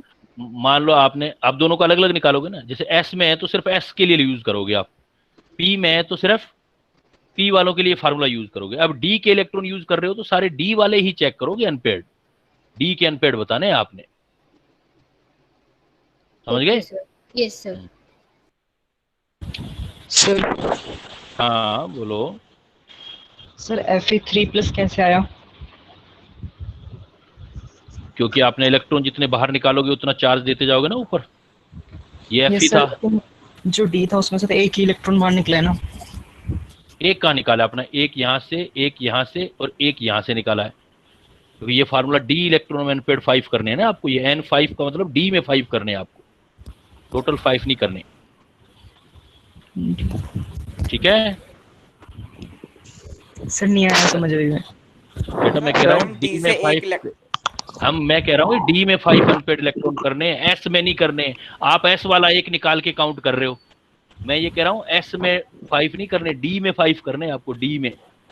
ये एस सर है। सिर्फ एक, ये सर डी में से जब हम एक निकालेंगे तब तो उसमें 5 हो ही जाएंगे ना तो अनपेयर्ड बेटा इलेक्ट्रॉन। वो डी के 5 थोड़ी है बेटा, एक एस का हो गया, 4 डी के हो गए, वो तो अलग अलग ऑर्बिटल के हो गए। आप यही तो कह रहे हो, हर एक बच्चा यही क्वेश्चन पूछ रहा है, उसी का बार बार मैं आंसर दे रहा हूं। आप कह रहे हो कि सर एस का एक बाहर निकाल देते हैं, अरे निकाल दो सर एस का एक नहीं, बाहर, एस का एक बाहर इलेक्ट्रॉन निकाल दो, 5 हो गए, लेकिन ये 5 अनपेड हुए ना, 5 के 5 डी के थोड़ी हुए, एक एस का हो गया, डी इसके हो गए, और यहाँ पर अनपेड इलेक्ट्रॉन डी में होने सर चाहिए ये नहीं 5। कह रहे। हाँ क्या कह सर रहे हो फिर? सब सर सिर्फ डी से एक इलेक्ट्रॉन निकाल दो बस। ऐसे कैसे निकाल देंगे? रूल के हिसाब से चलोगे ना, पहले सबसे ज्यादा एनर्जी वाला इलेक्ट्रॉन बाहर निकलेगा, फिर सीक्वेंस वाइज निकलेंगे, ऐसे थोड़ी निकालेंगे हम। तो सबसे ज्यादा एनर्जी किसकी है? 4s की है, तो यहां से स्टार्ट करना पड़ेगा हमें, स्टार्ट यहीं से लेना पड़ेगा पीछे से हमको, 1 बाई 1, फिर हम इधर आएंगे। तो पहले एस के दोनों निकलेंगे, फिर एक डी का निकलेगा, तब जाके डी में 5 हो जाएंगे। Clear? Sir yes sir. Sir हाँ बोलो। सर चार्ज निकालने के लिए अनपेयर्ड इलेक्ट्रॉन पता होना चाहिए ना? हैं? सर चार्ज निकालने के लिए अनपेयर्ड इलेक्ट्रॉन पता होना चाहिए ना? हाँ, या तो इधर से कुछ पता होना चाहिए या इधर से पता, दो अननोन में एक अननोन होगा तभी तो निकाल पाओगे दूसरी चीज, यस सर। है ना? Yes sir. फिर देखो, अब कुछ और चीजें बता रहा हूं, देखो इसमें, क्योंकि लास्ट में नॉलेज क्लाउड में कुछ चीजें कर रहे हैं। सपोज मैं आपको कुछ ऐसे वर्डिंग दे देता हूं, मैं आपको ये बोलता हूं वैलेंस शेल, पेनल्टीमेट शेल,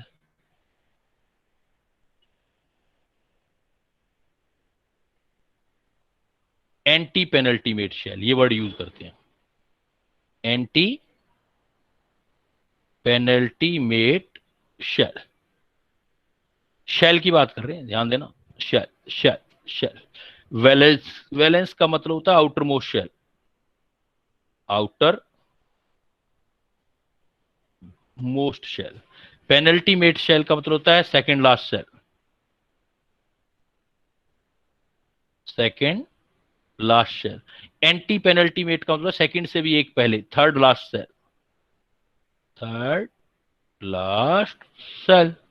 जैसे आउटर मोस्ट शेल को सपोज आपने लिखा एन से, तो ये हो जाएगा सेकंड लास्ट, एन से एक कम, ये हो जाएगा थर्ड लास्ट, n-2। जैसे एज एग्जांपल, अभी आपने आयरन का इलेक्ट्रॉनिक कॉन्फ़िगरेशन लिखा, तो आयरन का इलेक्ट्रॉनिक कॉन्फ़िगरेशन लिखा, आपने लिखा 1s2, 2s2, 2p6, 3s2, 3p6, 3d6, पहले 4s में 2 इलेक्ट्रॉन किए, फिर 3d6 में, तो 4s स्टार्ट हो गया, तो बेटा 4s, 4p, 4d, 4f भी होंगे, बट उसमें कोई इलेक्ट्रॉन नहीं होगा। तो सबसे लास्ट वाला जो बोलोगे वो आप ये बोलोगे, लास्ट वाला फोर्थ है, इसमें 2 इलेक्ट्रॉन, ये जो हो जाएगा ये आपका nth हो जाएगा, n मतलब वैलेंस शेल। उससे पीछे वाला ये 3 वाला,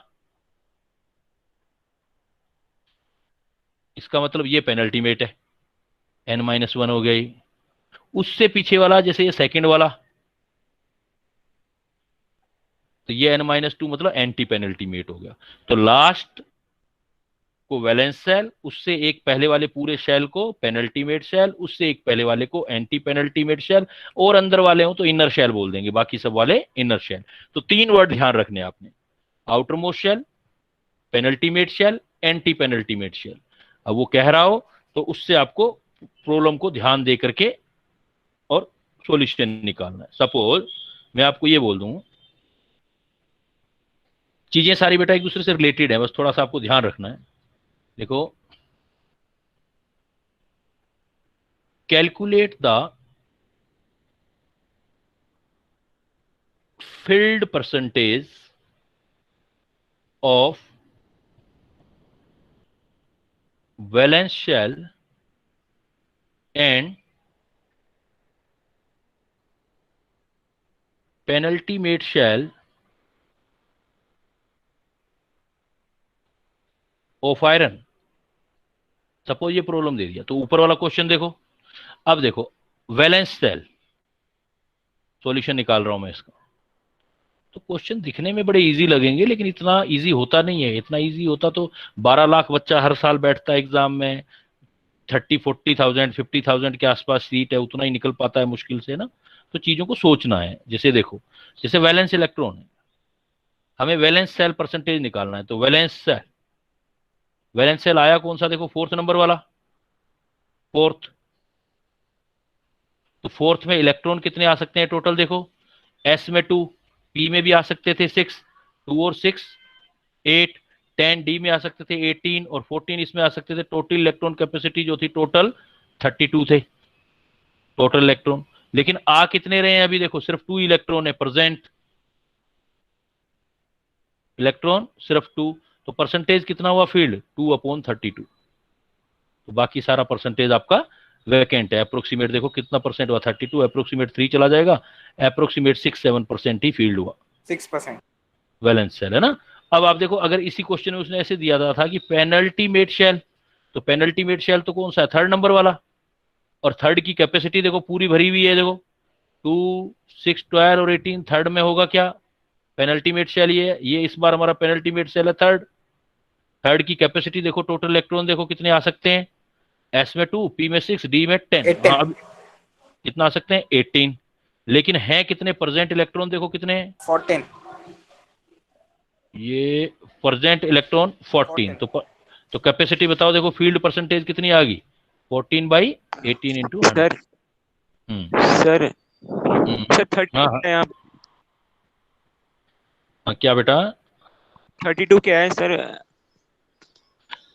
32 का मतलब टोटल इलेक्ट्रॉन कितने आ सकते थे फोर्थ शेल के अंदर, फिलिंग कैपेसिटी ओके निकाल सर। रहे हो ना, तो टोटल 32 आ सकते थे, लेकिन हैं तो सिर्फ 2 ही ना। अब देखो ये सर हैबिट पता तो तभी लगेगा ना जब आप इसको पूरा लिखा करोगे। फोर्थ स्टार्ट हो गया तो देखो मैंने लिखा था, ये हैबिट में आना चाहिए आपके, 4s लिखा तो मैंने 4p 4d 4f भी लिख दिए, क्योंकि फोर्थ है तो सब शेल तो 4 ही होंगे उसमें, इलेक्ट्रॉन तो सिर्फ 4s में है, बाकी जो है उसमें इलेक्ट्रॉन नहीं है। तो हैबिट डाल दो कि भाई बाकी होते हैं लेकिन उसमें इलेक्ट्रॉन नहीं है, तो उससे इस तरह की जो प्रॉब्लम आएगी वो आपकी शॉर्ट आउट हो जाएगी। क्लियर, चलूं आगे। Yes sir. अब जो चैप्टर के एंडिंग की तरफ मैं प्योरली कंपटीशन की तरफ मूव कर रहा हूं। अब हम जो है प्योरली कंपटीशन की बातें कर रहे हैं, ऐसा ऐसा होता है कंपटीशन में। देखो फिर क्या आती है, कुछ टर्म्स आती है, देखो। सर हाँ सर ये बोलो। थर्ड शेल में हम्म टोटल 18 कैसे हुए? 14 ही होंगे ना टोटल तो। एस के अंदर 2, 3s के यस अंदर, पी के अंदर 6 और डी के यस अंदर सर 10 आ सकते हैं ना, डी के अंदर 10 आ सकते हैं, यस सर। तो टोटल 18 हो गया ना। Okay sir. अब देखो फिर कुछ छोटी छोटी टर्मिनोलॉजी पूछी जाती है बेटा, जैसे देखो वो आपको कहेगा, ऐसे बोलेगा आइसोटॉप्स, हालांकि ये अपने फर्स्ट चैप्टर में पढ़ा है, आइसोटॉप्स। फिर वो बोलेगा isobar, isotone, isotopes, isobar, isotones, isodiapher, isoster, ऐसी कुछ आइसोस्टर्स, ऐसे कुछ टर्म्स पूछेगा। आइसोटोप्स जो होते हैं ये सेम एलिमेंट होते हैं, मतलब ये जो एलिमेंट होते हैं having same number of proton, इनमें प्रोटॉन का नंबर सेम होता है बेटा। प्रोटॉन सेम होता है तो इसका मतलब है इनका एटॉमिक मास सेम होता है, ये एटॉमिक नंबर सेम होता है, सेम एटॉमिक नंबर। जिसके पास सेम नंबर ऑफ प्रोटॉन हो या सेम एटॉमिक नंबर हो वो आइसोटॉप्स होते हैं। फिर डिफरेंस किस में होता है, बट डिफरेंट न्यूट्रॉन हो। अगर न्यूट्रॉन डिफरेंट होता है तो न्यूट्रॉन डिफरेंट होगा तो उससे मास नंबर डिफरेंट हो जाएगा, तो डिफरेंट मास नंबर। जैसे एग्जांपल देखो, जैसे मान लो एग्जांपल मैंने आपको दे दिया कि क्लोरीन, पढ़ा भी था हमने फर्स्ट में, तो क्लोरीन या यो कोई भी सिंबल ले लिया, मैंने सिंबल सिखाया होगा आपको कि यहाँ, हाँ कोई भी ले लें, जैसे ये एक्स है, एक्स ले लिया, एक्स में जहां जो होता है वो नंबर ऑफ प्रोटॉन या एटॉमिक नंबर होता है, यहाँ जो होता है वो मास नंबर होता है, मतलब ये प्रोटॉन और न्यूट्रॉन का सम होता है, और ये जेड प्रोटॉन होता है, और इन दोनों का डिफरेंस जो होता है वो न्यूट्रॉन होता है, तो neutron is equal to A minus Z होता है। बहुत छोटी क्लासेस से पढ़ रहे हो आप। एन का मतलब यहां पर नंबर ऑफ न्यूट्रॉन है, नंबर ऑफ न्यूट्रॉन। ए का मतलब है सम ऑफ न्यूट्रॉन प्लस प्रोटॉन, और इसका मतलब है नंबर ऑफ प्रोटॉन। दूसरी लैंग्वेज में नंबर ऑफ प्रोटॉन को क्या बोलेंगे? Atomic number. जेड को एटॉमिक नंबर बोलेंगे, ए को मास नंबर बोलेंगे। तो अब हमारे पास कोई भी ऐसा एग्जांपल अगर आता है,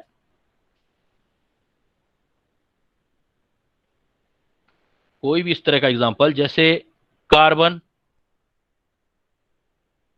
12 और कार्बन 14, इन दोनों में देखो, इन दोनों में प्रोटॉन का नंबर सेम आ रहा है, जो इसमें वही इसमें, लेकिन मास नंबर डिफरेंट आ रहा है। ये 12 है, ये 14 है, बिकॉज इनके न्यूट्रॉन डिफरेंट आएंगे। इसमें से न्यूट्रॉन निकालोगे तो न्यूट्रॉन आएंगे 6, और इसमें न्यूट्रॉन निकालेंगे तो न्यूट्रॉन आएंगे 8। तो प्रोटॉन का नंबर सेम है, न्यूट्रॉन का नंबर डिफरेंट है, इसका मतलब ये आइसोटोप्स का एग्जांपल है। तो ऐसे स्पीसीज को हम आइसोटोप्स बोलते हैं, जिसे हमने एटॉमिक एवरेज, एटॉमिक मास भी निकाला था। दूसरा केस देखो, मैंने बेटा आपको दिया आइसोबार। आइसोबार, बार का मतलब मास होता है, तो इनमें जो होगा वो सेम मास नंबर होगा, same mass number, but different proton या different atomic number. Different atomic number मतलब अलग अलग एलिमेंट होंगे जिनके मास सेम हो जाए, तो वो इस कैटेगरी के अंदर रख सकते हो आप। जैसे सपोज एग्जांपल लेते हैं इसका हम, सपोज मैंने आपको कह दिया कि कार्बन 14 और नाइट्रोजन 14, तो दोनों का मास नंबर देखो सेम हो गया, कार्बन 14 और, लेकिन एटॉमिक नंबर अलग अलग आएगा। कार्बन का 6 है प्रोटॉन और न्यूट्रोजन का 7 है, तो same mass number but different atomic number होता है, तो आइसोबार होते हैं। थर्ड मैंने आपको दिया है आइसोटोन्स। आइसोटोन्स का मतलब होता है सेम नंबर ऑफ न्यूट्रॉन।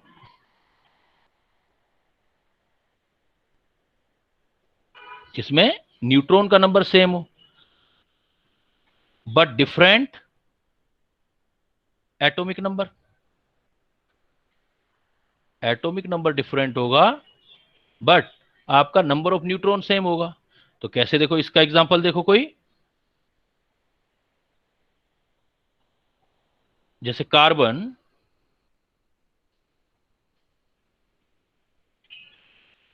14, तो यहां देखो न्यूट्रॉन का नंबर निकालो आप। कार्बन 14 में न्यूट्रॉन कितना आया? 14 में 6 चला जाएगा, 8। Nitrogen 15,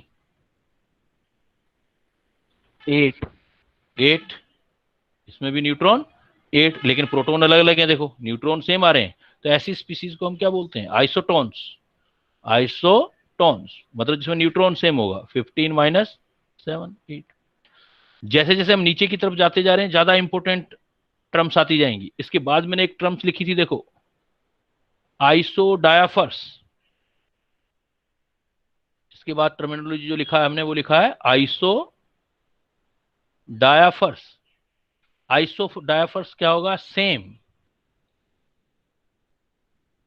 access of neutron to proton, मतलब n minus P number, n और p का डिफरेंस जो होगा, सेम एक्सेस ऑफ प्रोटॉन से न्यूट्रॉन कितने ज्यादा हैं वो वाला नंबर सेम होना चाहिए। Same excess of neutron to proton, same excess होना चाहिए। np का डिफरेंस होना चाहिए, 0 नहीं होना चाहिए np। हम ये नहीं कहेंगे कि जैसे कार्बन 14, जैसे कार्बन 12, नाइट्रोजन 14, तो कार्बन 12 में देखो आपका कार्बन 6 और ये 7, तो इसमें देखो न्यूट्रॉन आ रहे हैं 6, और इसमें न्यूट्रॉन आ रहे हैं 7, लेकिन यहाँ प्रोटॉन भी 6, न्यूट्रॉन भी 6, यहाँ भी 7 7, तो n माइनस पी तो 0 आ गया। तो 0 नहीं होना चाहिए, ये एप्लीकेबल नहीं है, ये आइसोडायफर्स नहीं है, कोई नंबर आना चाहिए, न्यूट्रॉन प्रोटॉन से ज्यादा होना चाहिए, वो वाला नंबर सेम होना चाहिए।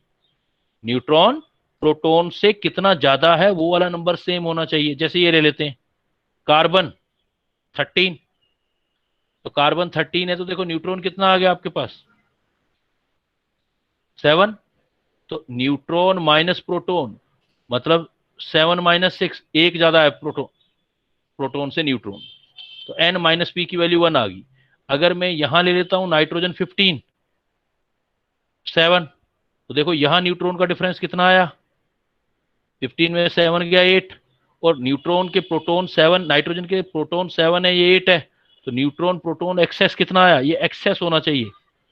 न्यूट्रॉन प्रोटॉन से एक ज्यादा इसमें भी है, यहां भी न्यूट्रॉन प्रोटॉन से एक ज्यादा है, तो जिसमें न्यूट्रॉन प्रोटॉन का एक्सेस जो होता है न्यूट्रॉन टू प्रोटॉन, तो एन माइनस पी की वैल्यू जो है 1 2 3 4 कुछ वो नंबर सेम आता है, then it is known as isodiaphers. Clear? ये important sir please terminology explain again. Isodiapher में प्रोटॉन से न्यूट्रॉन कितने ज्यादा हैं वो वाला नंबर सेम होना चाहिए। प्रोटॉन से न्यूट्रॉन कितने ज्यादा हैं वो वाला नंबर सेम आना चाहिए। जैसे कार्बन 13 में न्यूट्रॉन 7 है, प्रोटॉन 6 है, इसका मतलब 6 से 7 एक ज्यादा है, तो न्यूट्रॉन प्रोटॉन का एक्सेस एक का आ रहा है, एक न्यूट्रॉन प्रोटॉन से ज्यादा है। इसमें नाइट्रोजन 15 7 में भी एक न्यूट्रॉन प्रोटॉन से ज्यादा है, तो जो एक्सेस नंबर ज्यादा आ रहा है न्यूट्रॉन का वो नंबर सेम आना चाहिए। इसमें भी 1 आया और इसमें भी 1 आया, उसको बोलते हैं आइसोडायाफर्स। एन माइ कुछ बुक्स में ऐसा लिखा होता है या कुछ नोट्स में भी ऐसा लिखा होता है एन माइनस पी सेम आना चाहिए, ये बात गलत है। एन माइनस पी सेम नहीं होना चाहिए, एन माइनस पी तो इसमें भी सेम था, सस्ता याद कराने के लिए ऐसे याद करा देते हैं एन माइनस पी सेम होना चाहिए, तो ये बात गलत है, एन माइनस पी सेम नहीं बेटा, n minus P 1 2 3, n minus P मतलब न्यूट्रॉन प्रोटॉन से कितना ज्यादा है वो वाला नंबर सेम आना चाहिए। जैसे देखो ऐसे तो हर कोई आइसोडायफर्स हो जाएगा।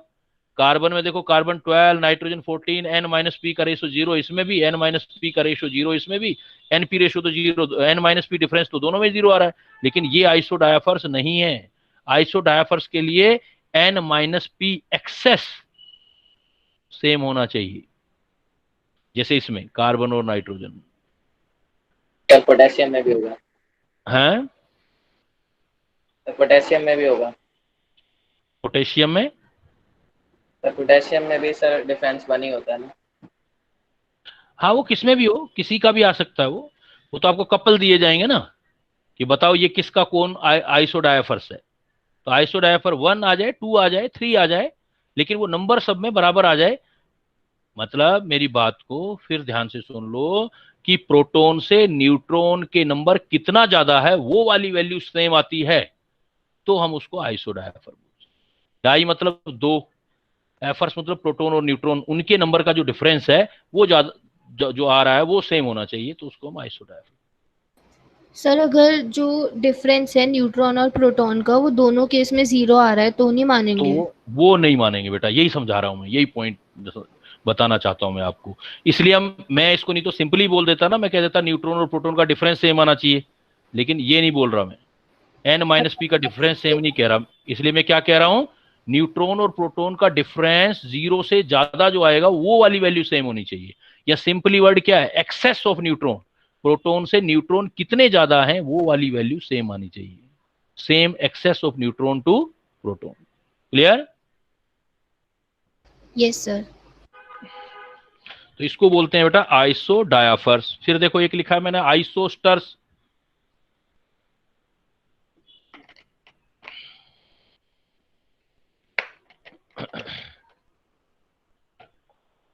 फिर नेक्स्ट है आइसोस्टर्स।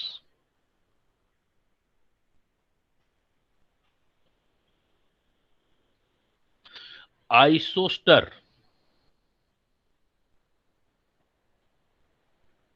आइसोस्टर्स में same number of electron plus same number of atoms होने चाहिए, दोनों चीजें सेम होनी चाहिए, तो वो आइसोस्टर, आइसोस्टर का मतलब होता है सेम स्ट्रक्चर, आइसो मतलब सेम, स्टर मतलब स्ट्रक्चर। तो सेम स्ट्रक्चर कब हो सकती है, जब सेम नंबर ऑफ इलेक्ट्रॉन और same number of atom, same number of electron को बोला जाता है आइसो इलेक्ट्रॉनिक,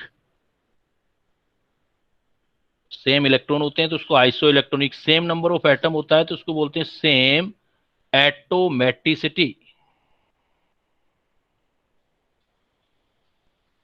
तो सेम आइसो इलेक्ट्रॉनिक और सेम एटोमेटिसिटी होती है तो उसको आइसोस्टर्स बोलते हैं। जैसे एग्जांपल CO2, CO2, जैसे CN2 नेगेटिव, ये एक स्पीसीज दे दी मैंने, ये वाली और ये वाली। देखो इसमें इलेक्ट्रो एटम काउंट करो दोनों में,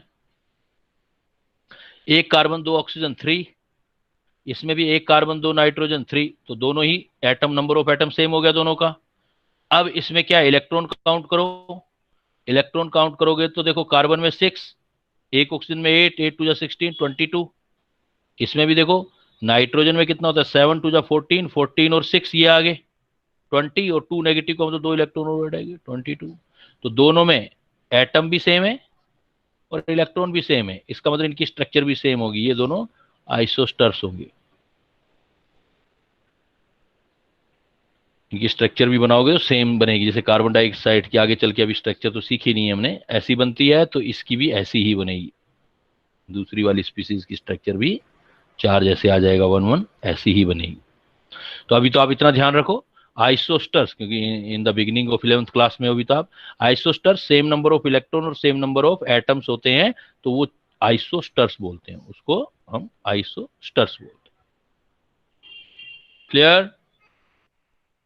ये कुछ बेसिक डेफिनेशन sir. थी, तो बेसिक डेफिनेशन याद करनी है। इसके बाद फिर मैंने बताया था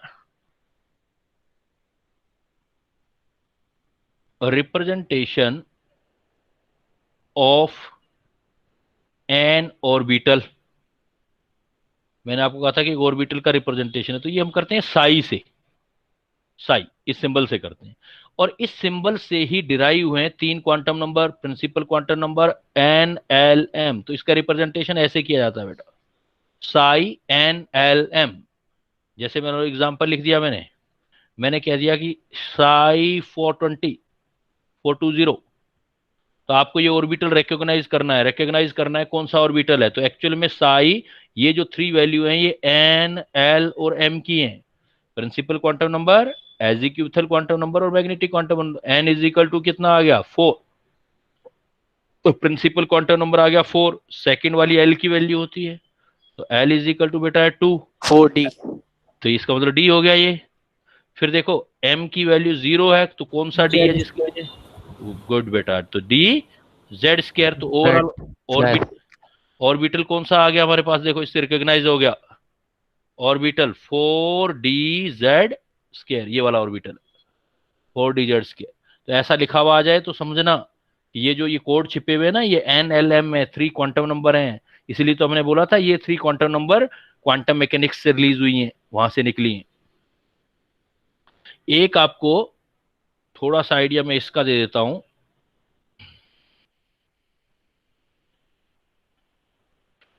cathode rays anode rays word सुने होंगे, 9th 9th क्लास में करते थे आप।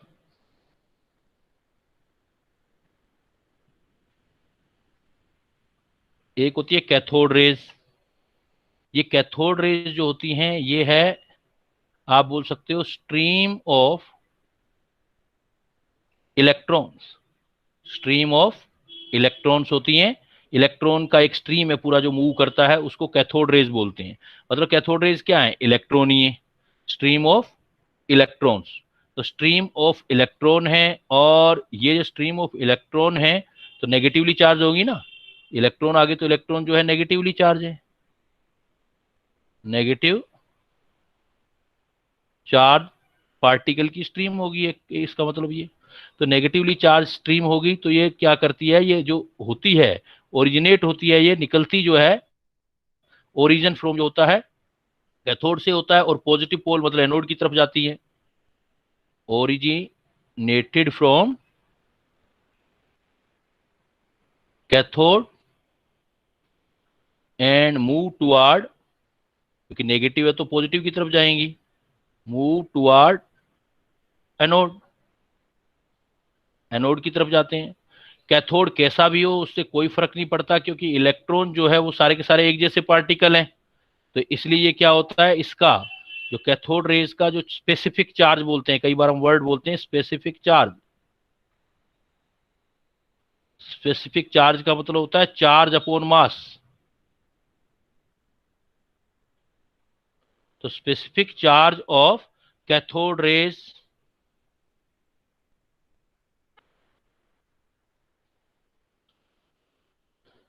रिमेन कांस्टेंट,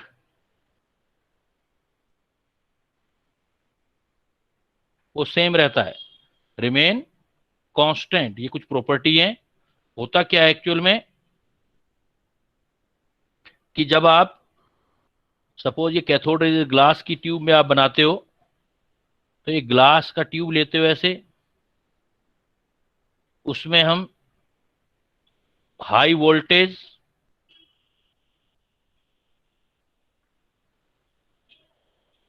पर एक सर्किट तैयार करते हैं और लो प्रेशर रखते हैं। लो प्रेशर का मतलब बहुत कम गैस रखते हैं अंदर।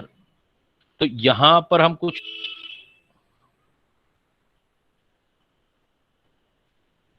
पॉजिटिव नेगेटिव लेके एक सर्किट तैयार करते हैं, और यहां पर कुछ बहुत लो प्रेशर पर कुछ गैस रखते हैं हम। तो हम क्या करते हैं कि सपोज ये हमारे पास कैथोड है, ये हमारे पास एनोड, पॉजिटिव पोल की तरफ एनोड, और ये सपोज कैथोड है नेगेटिव पोल की तरफ। तो कैथोड से एनोड की तरफ हम देखते हैं कि कुछ पार्टिकल मूव करते हुए दिखते हैं। एक्चुअल में ये इधर जो होते हैं ये इलेक्ट्रॉन का पूरा स्ट्रीम होता है, एक इलेक्ट्रॉन की स्ट्रीम पास हो रही होती है, इधर से इधर जा रही होती है। इसको बोलते हैं हम स्ट्रीम ऑफ इलेक्ट्रॉन को, नेगेटिव चार्ज पार्टिकल को कैथोड रेज। तो ये ओरिजिनेटेड तो कैथोड से होती है, क्योंकि सर्किट पूरा होता है उससे होती है। मटेरियल कोई सा भी हो, उससे कोई फर्क नहीं पड़ता। तो इसका इलेक्ट्रॉन जो होगा उसका चार्ज और मास सेम ही रहेगा। तो हर एक इलेक्ट्रॉन का अपना सेम है। तो स्पेसिफिक चार्ज मतलब चार्ज टू मास जो है वो cathode rays remain constant and not depend upon material of cathode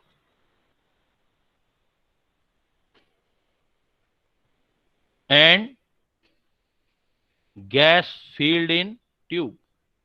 इसको डिस्चार्ज ट्यूब बोलते हैं, नाम होता है इस ट्यूब का जो बनाते हैं, डिस्चार्ज ट्यूब, गैस फील्ड इन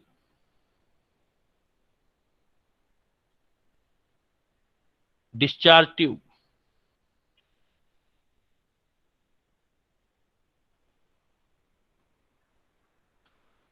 अब इसमें क्या है कि ये जो है स्ट्रेट लाइन में चलती हैं। कैसे पता लगेगा, बीच में कोई ऑब्जेक्ट डाल देंगे तो उसका शेडो बनेगा बैक साइड, इसका मतलब स्ट्रेट लाइन में चल।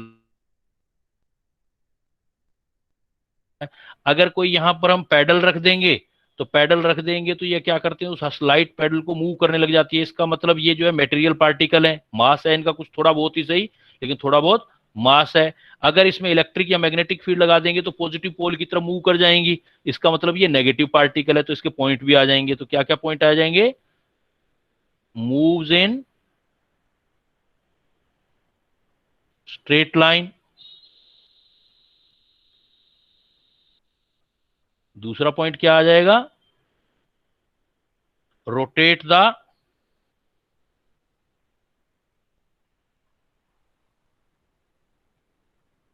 wheel pedal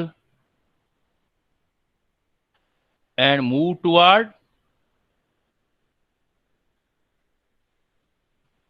positive pole on applying field। Move in straight line क्यों करती है, बिकॉज शेडो कास्ट करती हैं, कास्ट शेडो। अगर कोई स्पीसीज आ जाएगी तो उसका शेडो कास्ट हो जाएगा। Rotate the wheel paddle, paddle को रीड करती हैं, इसका मतलब मटेरियल पार्टिकल है, ये मैटर है, ये इलेक्ट्रॉन जो है फंडामेंटल पार्टिकल है, मैटर है।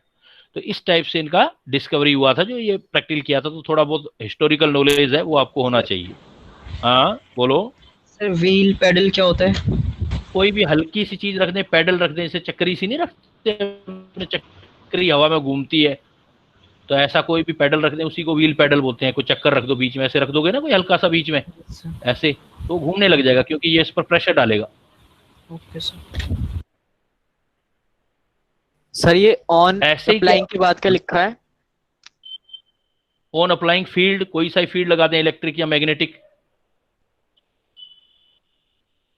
Okay sir. तो पॉजिटिव पोल की तरफ मूव कर जाएंगे, मतलब नेगेटिव पार्टिकल हैं। यही एक चीज और है, ये कैथोड रेज के लिए है, तो ऐसे ही बेटा एनोड रेज भी होती हैं। एक हम बोलते हैं एनोड रेज,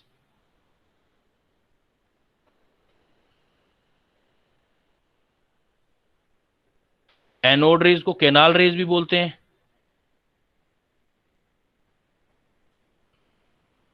उसमें हम क्या करते हैं, यही सेटअप करते हैं।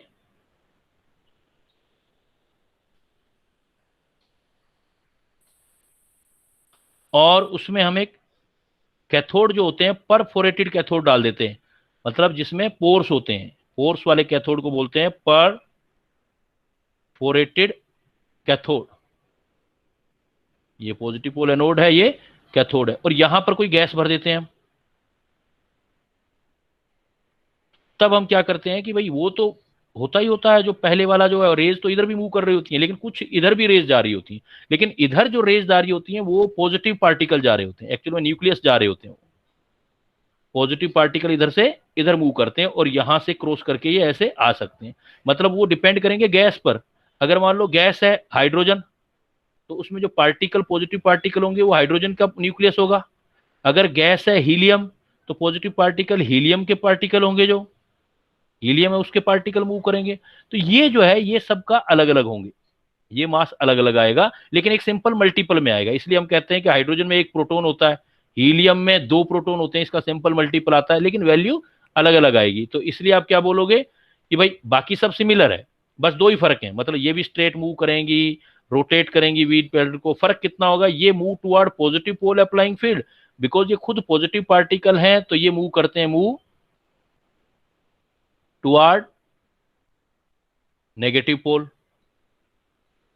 और दूसरा जो मेजर डिफरेंस है वो ये है कि इसका मास टू चार्ज रेशियो अलग अलग आएगा, क्योंकि हाइड्रोजन के न्यूक्लियस में अलग प्रोटॉन होंगे, हीलियम के न्यूक्लियस में अलग प्रोटॉन होंगे। इसका मतलब ये कैथोड से निकलते ही नहीं है। ये जैसे आप कैथोड से निकलती हैं, यहां पर ये एनोड रेज है, लेकिन एनोड से नहीं निकलती हैं, ये गैस के आयोनाइजेशन से बनती हैं। अलग अलग गैस के पॉजिटिव आयन अलग अलग बनेंगे, तो आप ये बोल सकते हो एनोड रेज, ये डिफरेंस आ जाएगा।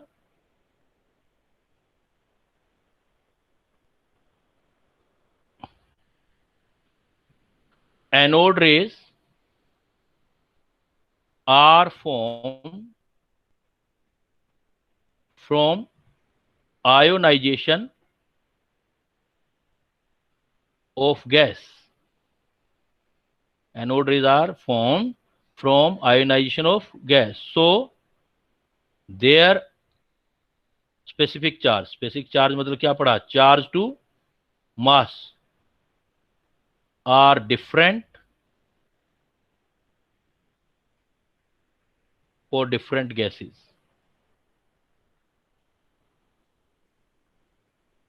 तो एक तो कैनोल रेज जो है, एनोड रेज एनोड से नहीं निकली है, कैथोड रेज कैथोड से निकली है। एनोड रेज अंदर जो गैस बनी है उसके आयनाइजेशन से बने हैं, तो अलग अलग गैस लोगे तो अलग अलग वैल्यू आएगी चार्ज टू मास रेशियो की। वो कैथोड से निकलती हैं, कैथोड सबका मटेरियल सेम होता है, तो इलेक्ट्रॉन सबके सेम होते हैं, लेकिन न्यूक्लियस सबके डिफरेंट होते हैं। इसलिए एनोड रेज जो है वो न्यूक्लियस पार्टिकल का है, या इसको आप बोलते हो एक्चुअल में एनोड रेज क्या है, it is the stream of positive nucleus of gases field in tube या डिस्चार्ज ट्यूब। बाकी प्रॉपर्टी सेम है, ये भी सी स्ट्रेट मूव करेंगी, ये भी क्या पैडल को घुमाएंगी, बाकी सेम प्रॉपर्टी रहेंगी। फर्क सर, आएगा कि हाँ बोलो। जो हीलियम पॉजिटिव है उसमें तो सिर्फ न्यूक्लियस नहीं है, इलेक्ट्रॉन भी है। इलेक्ट्रॉन तो आयोनाइज हो जाएगा ना, जब आप इतना ज्यादा वोल्टेज अप्लाई करोगे तो अंदर जो गैस होगी उसके इलेक्ट्रॉन तो एक इधर से इधर चलने लग जाएंगे, इलेक्ट्रॉन तो सारे के सारे। इलेक्ट्रॉन जब हट गए तो पीछे पीछे सिर्फ पॉजिटिव पार्ट रह गया, वो पॉजिटिव पार्ट इधर से इधर करेगा, चलेंगे तो दोनों साथ में ही ना, कैथोड रेज इधर चल रही होंगी, मतलब इलेक्ट्रॉन इधर मूव कर रहे होंगे और न्यूक्लियस इधर मूव कर रहे होंगे, तो इलेक्ट्रॉन तो सबके सेम ही होंगे, इसलिए charge to mass ratio of cathode rays का तो सेम ही रहेगा, इलेक्ट्रॉन को आप कैथोड बोल रहे हो, और न्यूक्लियस सबके डिफरेंट होंगे, तो इसलिए उनके charge to mass ratio different आ जाएंगे। ओके सर, और सर ये परफोरेटेड कैथोड का क्या यूज है?